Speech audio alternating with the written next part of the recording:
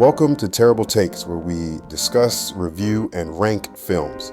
I have OCD, an unbearably large movie collection, and a shit ton of terrible takes. So today, let's discuss and rank every film in the Jurassic Park franchise. Starting off at number 7, we have Jurassic World Dominion. This is the 6th film in the Jurassic Park franchise, the 3rd film in the Jurassic World trilogy, and the 2nd film to be directed by Colin Trevorrow. And anybody who has seen this film pretty much agrees this movie is just ass. Now, Dominion isn't all bad. It does have a really cool and visually beautiful intro. And there are a couple of set pieces that I actually like. There's a moment early on where there's a Brachiosaurus stuck in a lumberyard. It's a small and brief moment, but it's actually my favorite moment of the film. And of course, there's that motorcycle chase between Owen and the raptors. And even though I think it's a stupid idea, it does look visually cool, and it harkens back to the original Jurassic World. And Claire gets a dope set piece as well. She parachutes off this plane into this water and has to submerge herself to hide from this dangerous creature. It's a sick trailer moment that delivers. And the story is god-awful, and I'll talk about that in a second. But I don't want to pretend like there aren't a couple of interesting kernels here. I really like that this film is exploring the ramifications of corporate greed and power. It just feels apt with what we're going through in society today. And even though I don't fully buy Claire and Owen as parents, I feel like we skipped some steps. I do appreciate the drama that comes with this family unit. This film lacks any real emotional stakes, but the few emotional moments that stand out happen with this family unit. So much of this movie just doesn't work though, and it starts with the nostalgia bait. They try to recreate moments from the first film, but it all just feels incredibly hollow. And the story is beyond bizarre. I mean, having the supposed final film of your franchise center around locusts is a choice for sure. And the locusts didn't even seem that important to their own movie. I was fully expecting like a locust, dinosaur, mutant hybrid, which, don't get me wrong, I would have freaking hated that shit. But it would have been cooler than what I think we ultimately got, which was nothing. And speaking of mutants and hybrids, I'm just not a fan of where this franchise has gone in terms of genetic cloning. I guess it makes sense in a practical way, but in terms of what I want in Jurassic Park film, it could not be further from what I expect or what I desire. This film doesn't feel like it's paying anything off. It doesn't feel like the conclusion to the Jurassic World franchise, and definitely not the Jurassic Park franchise. Now, they did bring back the original cast, but it only makes the film worse. The original cast comes into the story in a very convoluted way. He slid into my DMs. And they spend most of the runtime separate from the main cast of this film. So it feels like the movie is just two separate films that don't coalesce at all. And when they do all come together, there's so much plot armor that the stakes are just not existing. At least some other legacy sequels, love them or hate them, have the courage to kill off characters. Now, I know this sounds overly dramatic, but the inclusion of Sam Neill, Laura Dern, and Jeff Goldblum in this film specifically makes me question their integrity as artists, as actors, and as people. All in all, the core idea of this film had so much potential, but it's execution dependent, and unfortunately, it was executed terribly. Number 6 is Jurassic World Fallen Kingdom, directed by J.A. Bayona. This is the 5th film in the franchise, and it's better than Dominion, so there's that. Now, the intro of this film is actually one of my favorite intros of any Jurassic Park film to date. Though very depressing, I actually don't mind the first half of this film because the imagery is stirring and kind of beautiful. It reminds me that yes, I used to find dinosaurs beautiful and magical when this franchise was at the height of its power. Though the back half of this film does not work for me, I do appreciate that they tried to get back to some of the horror basics of this franchise. This is a Monster in the House film, and I love a good Monster in the House film. Honestly, I love bad Monster in the House films, but this film is not good. It feels like two movies in one, the first half being on the island and the second in the mansion. That's not inherently an issue, but the two halves feel so disjointed, and it's a bizarre move, especially considering how this movie was marketed. The characters in this movie are also just god-awful, my least favorite characters of any Jurassic Park movie. Making Claire the head of the Dino Liberation movement and having Owen feel just disconnected from dinosaurs is such a 180 from the last film. and I don't really justify it at all. And then there's the discount Kroger Hammond, played by the legendary James Cromwell, who's a fantastic actor, but his character is not only useless in this film, but disrespectful. Trying to create a replacement for Hammond belittles the character and the audience. And then there's the black market dino selling. The idea that these terrorists or whatever are in the basement of a mansion buying dinosaurs for pennies on the dollar is laughable. In this world, it probably costs more money to buy a bazooka on the dark web than it does to buy a Bronchiosaurus. And of course, we have the Indoraptor. And I'm gonna be honest, I am not a fan of this whatsoever, especially when you take into account the laser-guided missile aspect of it. It's just beyond stupid. And there are a lot of individually bad moments in the Jurassic Park franchise, but the Indoraptor is responsible for what I think takes the kick.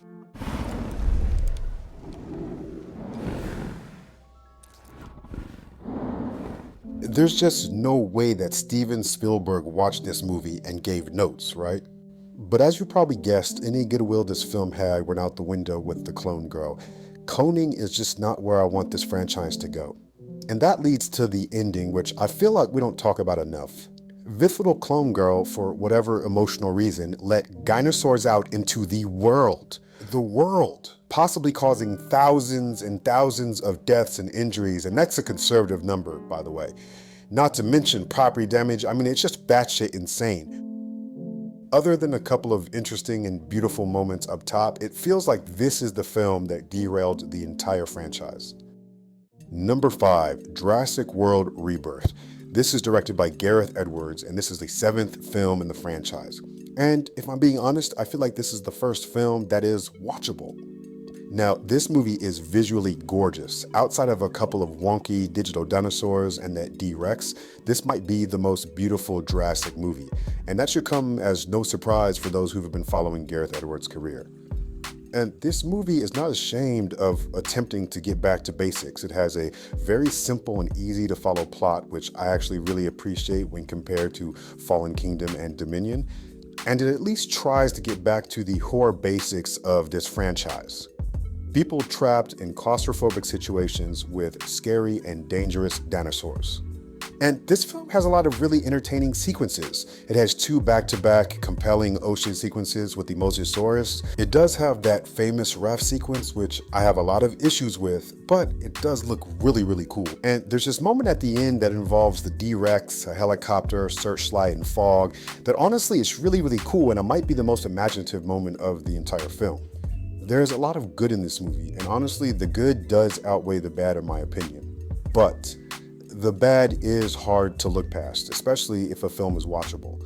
I mean, there are an incredible amount of logic gaps and loopholes that just don't make any sense. Like the incredible raft scene happens, but they deploy the raft right in front of a T-Rex.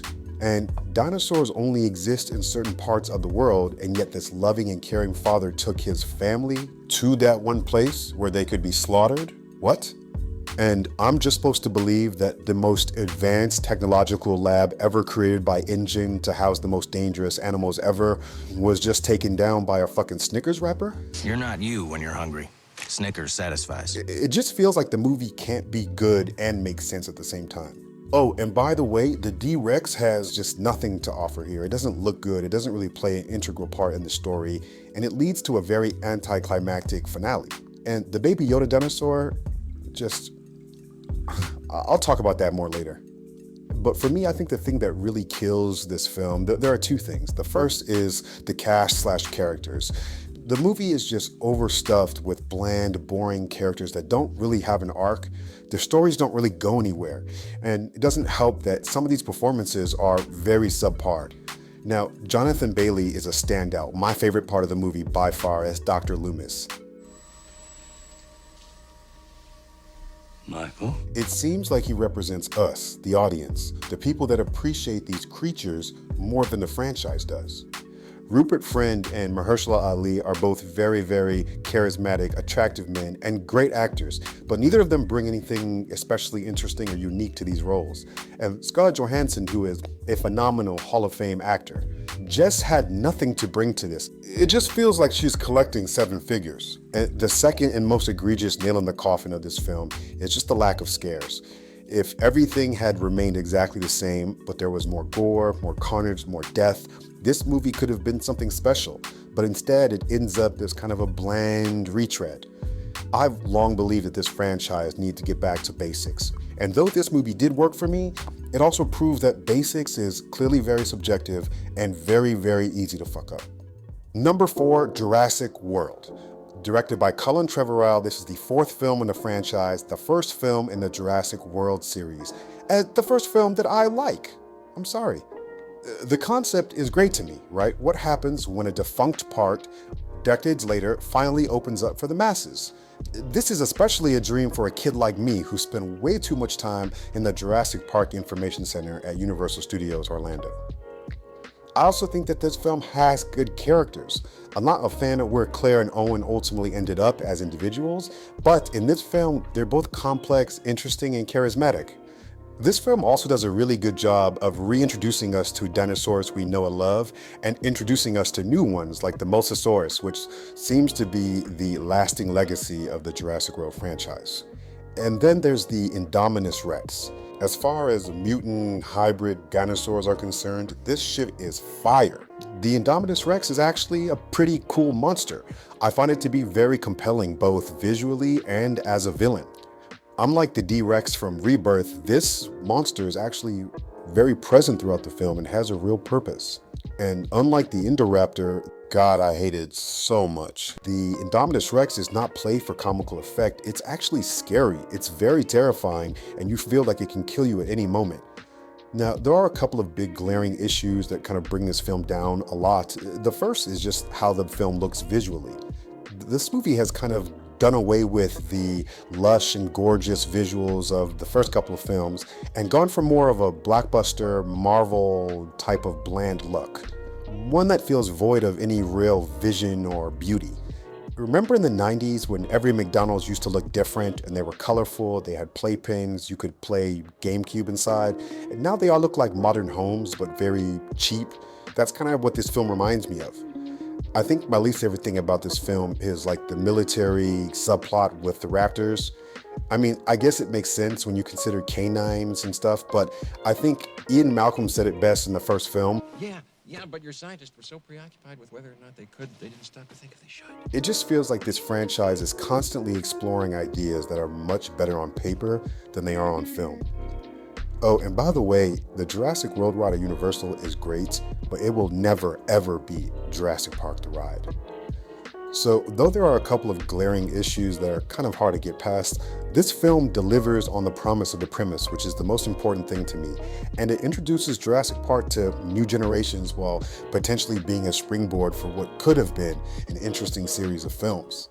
Number 3 is Jurassic Park 3, directed by Joe Johnston. This is the 3rd film in the franchise and the first one not to be directed by Steven Spielberg. Now, I'm just going to come out and say it. Jurassic Park 3 is one of the most underrated films of all time. It had a very, very troubled production, but the results of this pressure cooker are, in my opinion, fantastic.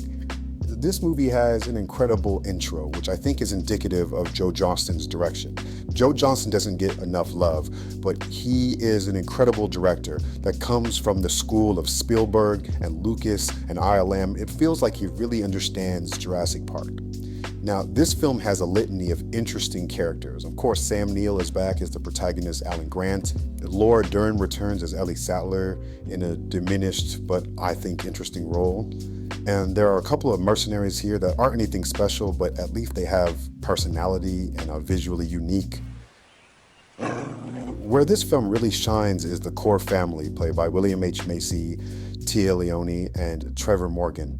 Their relationship feels complex, real, interesting, especially when compared to the journey that the family from Jurassic World Rebirth goes on. That family feels useless and filler. This family is important and integral to the story. Their drama is juicy and their arcs matter for the film. And I also allowed the introduction of the character Billy. I think there's an interesting mentor-mentee, father-son relationship with him and Alan Grant that feels like a continuation of Alan Grant's arc from the first film. And I have to shout out the Spinosaurus as well. The Spinosaurus, to me, is a great example of a creature that is both scary, well utilized, but also not over the top. And Joe Johnston does a great job utilizing the tried and true dinosaurs, recontextualizing the raptors and the pterodactyls with really cool, fresh, and exciting set pieces.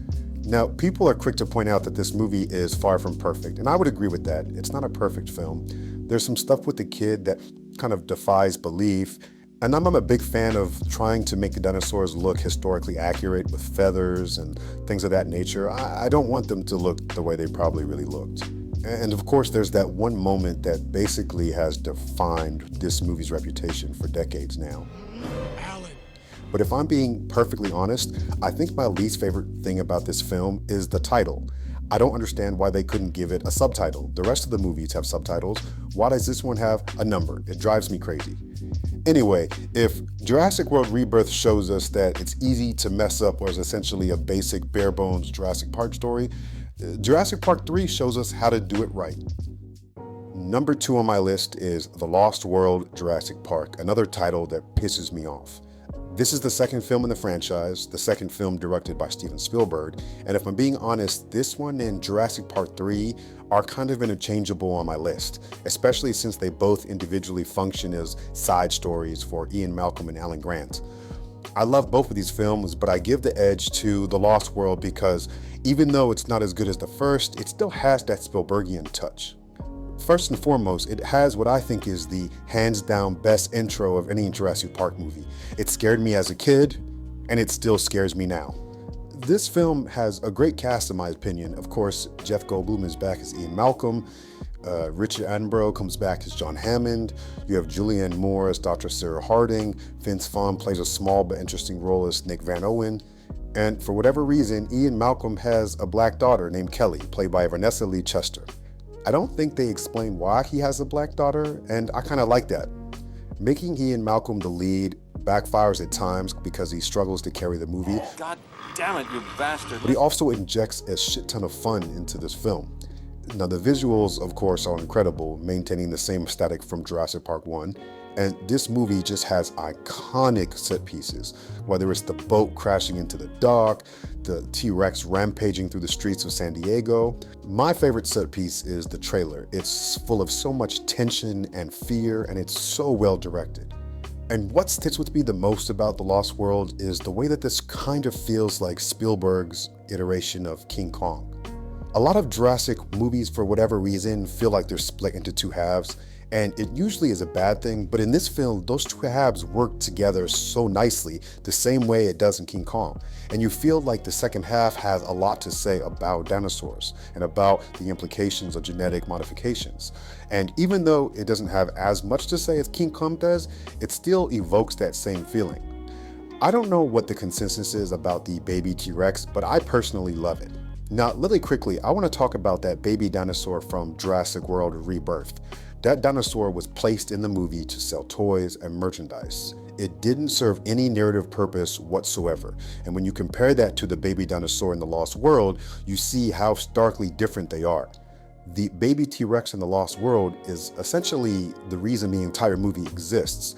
It has so much narrative importance. And I'm sure they probably sold a boatload of baby T-Rex merchandise anyway, so you can have your cake and eat it too. Now, there are some minor issues I have with this film. This film, more than Jurassic Park 3, feels like a DLC, and maybe it's because Ian Malcolm is the lead. There also are some goofy moments. I actually don't mind these moments, but you know, they are goofy. Though a slightly bizarre entry into the franchise, the Spielbergian touch makes it feel like a true continuation of the first film in terms of story, visuals, and cast, and this movie contains some of the most iconic imagery of the entire franchise, and it does feel like the last film that truly captured the magic.